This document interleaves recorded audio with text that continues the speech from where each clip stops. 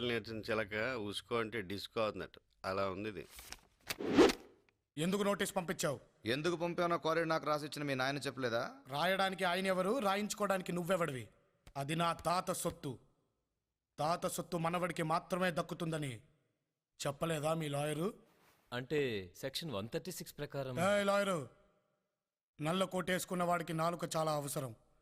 దాన్ని ఉంచుకో, తెంచుకోకు. సాంబా, నువ్వు ఎక్కడున్నావో మర్చిపోయి మాట్లాడుతున్నావు. నువ్వు వచ్చిన ఊరు నాది, నువ్వు ఉన్న ఇల్లు నాది, నువ్వు కూర్చున్న కుర్చీ నాది, నీ చుట్టూ ఉన్న బలగం నాది. ఇవన్నీ ఉన్న ఈ సీమ నాది.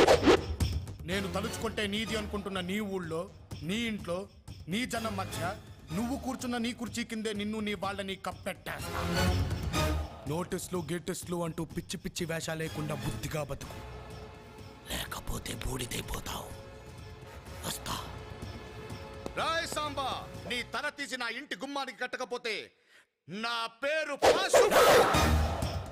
నా ముందు తొడగొడితే తొడ మెడ రెండూ నరికేస్తా. తెంచు, తెంచు. పద్ధతి మార్చుకోమని ఒక్కసారి చెప్పా, రెండోసారి చెప్తున్నా, మూడోసారి చెప్పను, చంపేస్తా.